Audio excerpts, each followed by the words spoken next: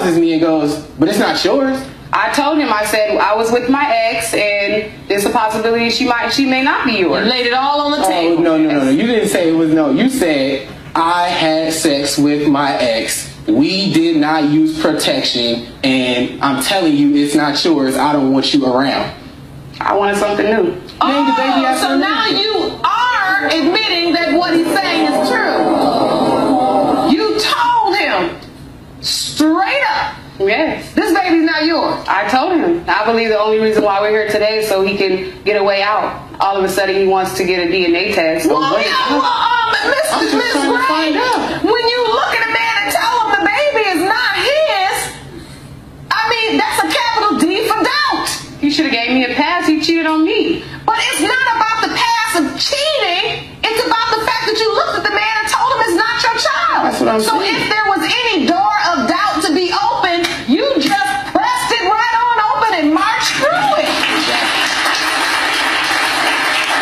That's what I need you to understand. You get that, right? Yes, I understand. He would always hold that in the back of his mind. I understand, but I thought he was different. He wasn't. I'm used to dating thugs. I'm not used to dating good guys with the glasses and a good job. I'm used to going after guys that hustling, and that's what I like. My ex is in jail right now. Let me give you a little woman tip. Go after the ones with the glasses and the good job.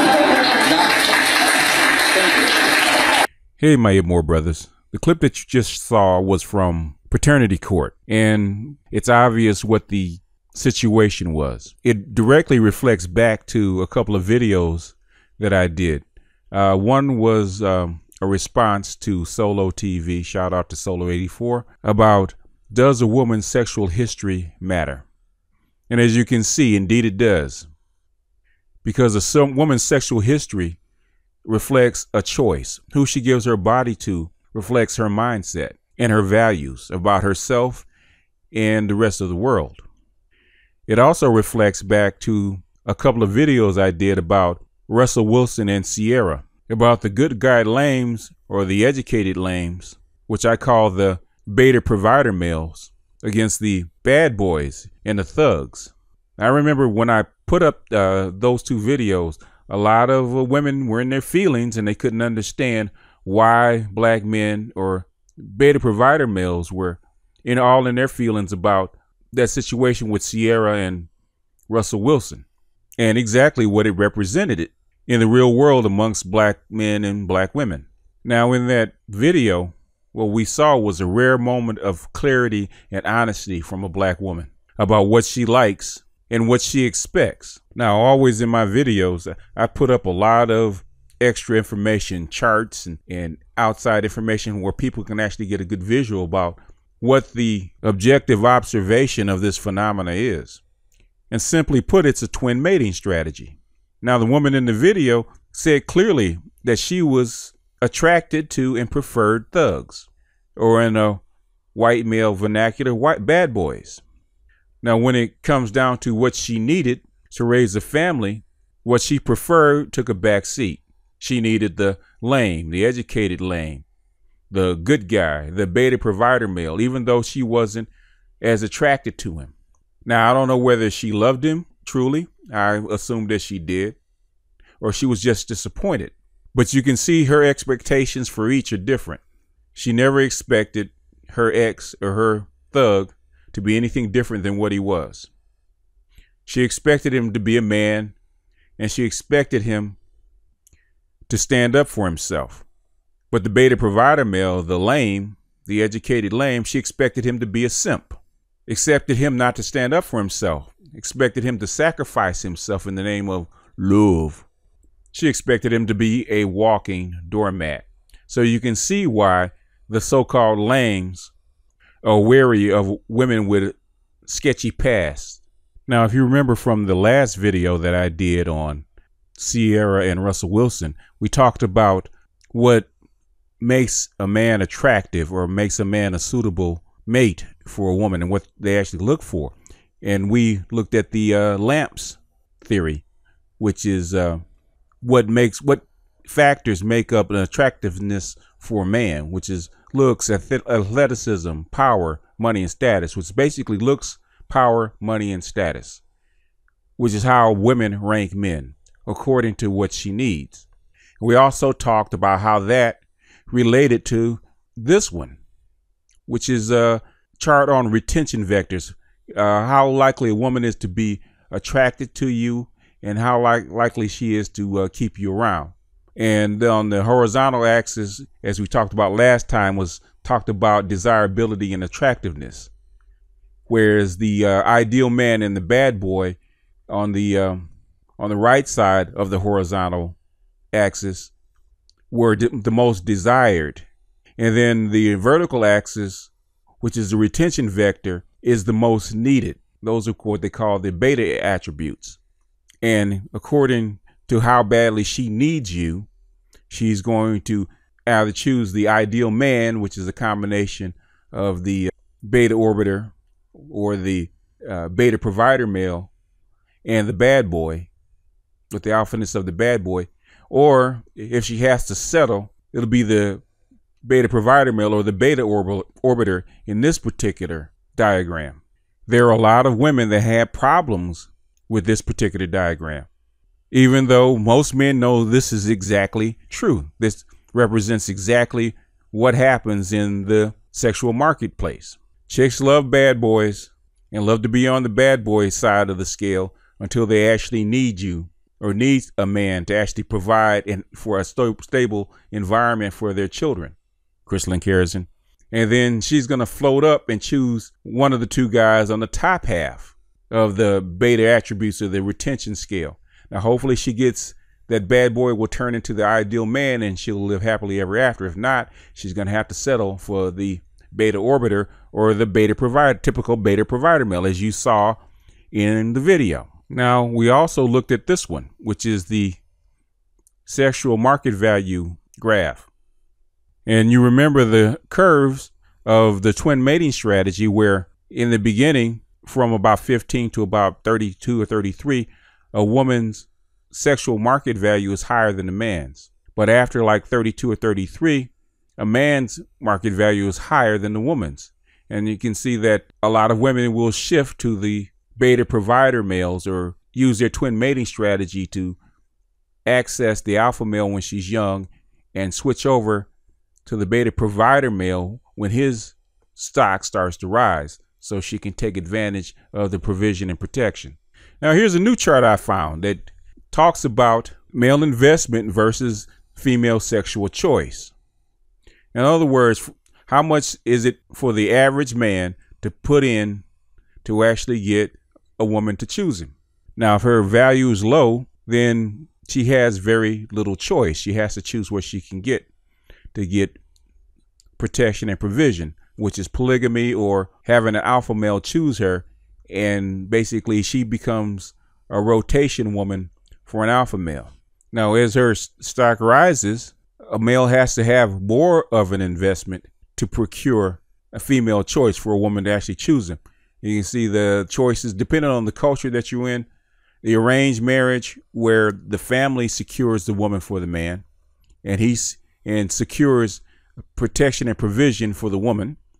The traditional marriage, which is in the West, and then what we call the serial marriage, where the only way for a man to procure women is to go from one woman to the next, and for a woman to hop from one mate to the next, getting better provisions and her hypergamy kicking in, where she can monkey branch up to get a better husband. She can dump one when she's young and rightly go back out and get another one, which is serial marriage 2.0 before her stock declines.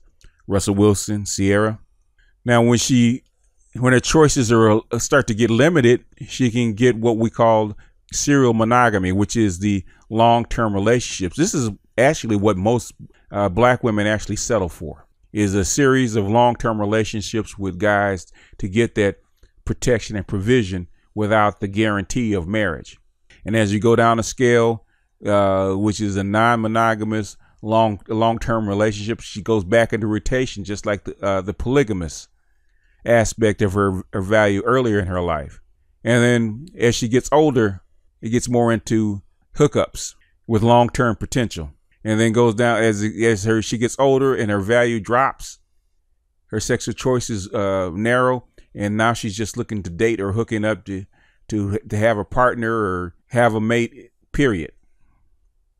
And then we hit rock bottom on Craigslist, which all of these are low investment for men. And for men, it's the last part is prostitution. That's basically for men, but that's low investment for men and high investment for a woman when a woman's selling her body. In this chart, we're going to look at the same scale, but we're going to demarcate it to who is the most likely investors in these particular mating strategies to procure female sexual choice. Like I said in the beginning, polygamy is almost exclusively for alpha males. If you got looks, status, personality, and everything off the chart as far as what makes a man attractive to a woman, you can get a rotation. You can get a polygamous or near polygamous relationship with several women. Now, when you're a beta male or a beta provider male, it gets very, very expensive because you have to basically give a guaranteed contract for protection and provision, and you take that risk of providing for that woman for the rest of her life. So it's a very, very high investment. Marriage for a man is an extremely risky and high investment for him to take. But if he wants to reproduce and he wants female companionship and sexual access with a choice female, this is what he's going to have to do. And as we go down, you can see non-monogamous long-term relationships, or the pickup artist harem, is again almost exclusively for alphas. As her choices drop down and her market value drops down, then you get back into the beta range, and alphas and betas are pretty much in the same league. You could make a case for either one of them. And then we're not going to talk about the omegas. Omegas are the invisible guys. The invisible guys on that chart are the omegas. Omegas are basically subjected to random hookups on Craigslist and prostitution. That's not exclusive to them, but I'm saying that's what the omegas are left at. But the alphas and betas can partake of any one of these three. Now, I took the age and heights and value scale from the sexual market value chart, and I married it with the curve from the male investment chart, and I lined up the ages with the peaks, and this is what I got. You'll notice that this curve exactly follows the age range and her value range. A woman's sexual choice rises from the time she's a teenager and peaks when she's in her 20s, where she can get the maximum. That's what all the relationship gurus are telling women. You will get the maximum investment from a man in your 20s. So if you want a alpha male or a great beta provider male, the time to get him is in your 20s, when you can derive the maximum from him. Now, once you pass your 30s, basically your 30s, and you get to be 35, when your value is down, it's very difficult to get the maximum from an alpha or a beta male.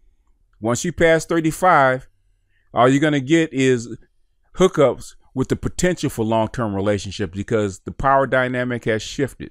You got to come with a little humbleness after you get past 30 years old. Sierra is starting to feel that.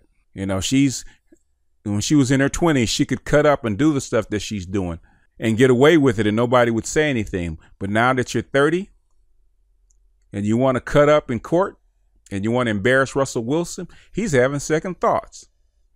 In other words, you can't get away with what you used to get away with, because your value has dropped, sweetie. So the educated lames and the great beta provider males that have done the right thing and taking care of themselves are looking up, and they're looking for a better deal. They're not looking for single mothers. They're not looking for women that have been with bad boys and slept with bad boys, for the very reason in the video earlier.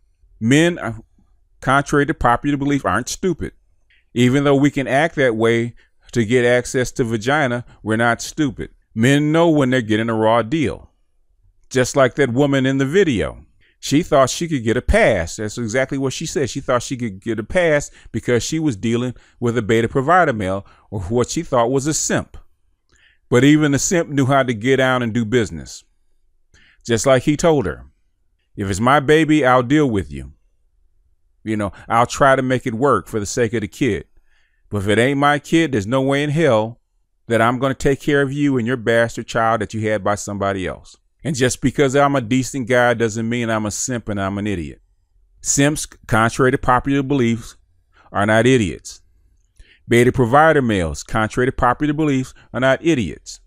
If you don't bring enough value to the table, they're going to walk away. They can do math. What's going on in the black community is they look at all these housewife TV shows, Love and Hip Hop, housewives in Atlanta. They imagine that they have the same swagger that they see on TV. And they get mad when they find the cold, hard truth that it ain't that way in real life. And now that because of social media, brothers are talking to each other and they're finding out that this kind of activity is no longer acceptable, guess what they're doing? Like Tommy Sotomayor says, they're taking their dick and they're going home. They're following IBMOR and MGTOW principles and walking away, or they're doing what Charles Tyler is talking about. They're getting their passports, they're getting on the plane, and they're getting out of Dodge. So for all the blue pill simp men that come to the channel, they want to cape for women and make comments on the channel, and all for all the women that like to troll on the channel, especially when I bring up topics like this, I hope this makes this perfectly crystal clear with examples, with charts and explanations. It is what it is. It's nobody's fault. It's nothing but business. And everybody's got to be held responsible for their own actions, men and women included. Just because a guy is a good guy doesn't mean you get a fucking pass. So that's the end of my particular story. This is part 2 of why black guys go MGTOW or IBMOR. And I'll see you guys in the next one. This is BGS out.